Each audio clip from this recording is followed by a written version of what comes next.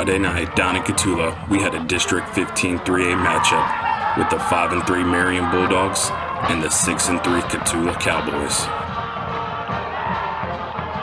Marion entered the contest with hopes of still claiming a piece of the district title while locking in a playoff position. Cotulla, entering their final regular season game, hoped to lock in a playoff spot with a win over the Bulldogs. The Bulldogs received to start the first half and wasted no time moving down the field and getting into scoring position. While in the red zone, the Bulldogs had 2 scores called back due to penalties.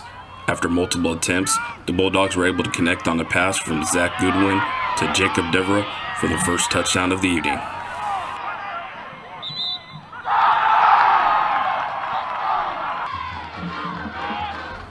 On Cotulla's first drive, Marion held them in check.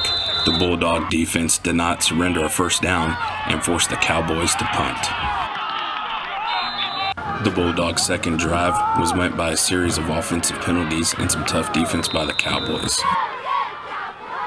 The Cowboys' defense was able to capitalize when Zach Goodwin's pass was intercepted by Jesse Sanchez.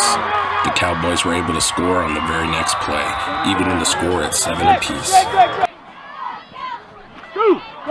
To start the second quarter, the Cowboys' offense was on the field. That drive, they moved methodically down the field, chewing up almost 8 minutes off the game clock. That drive was capped off by a 2-yard touchdown run, giving the Cowboys the lead by a score of 14-7. Anchored by some great defense, the Bulldogs came out in the second half and took control of the game.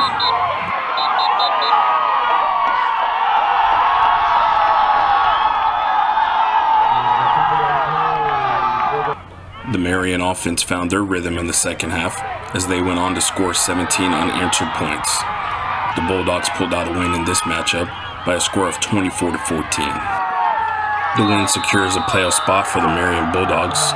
The Bulldogs will close out district play Friday night at home against the Lytle Pirates.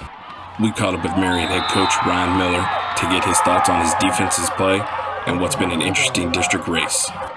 Yeah, I think the big thing with our guys is showing up for a third quarter.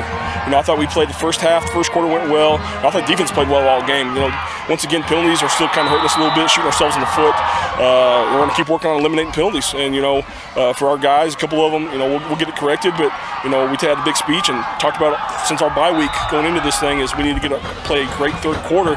And our guys showed up for a third quarter. Defense, I think, held them to 40 yards in the second half.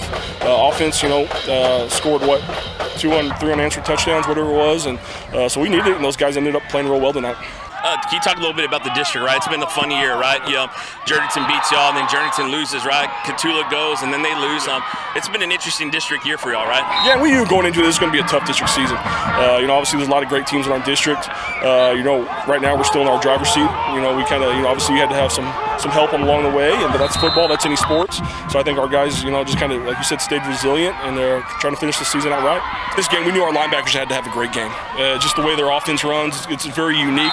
With that spread, wing T style offense. So we knew our D-line had to uphold up front. Our linebackers had to have a big game. So Cade, Jaden, and we finally got back Liam Christensen healthy this week, and he had a great game too. Had a big sack at the end to kind of seal it.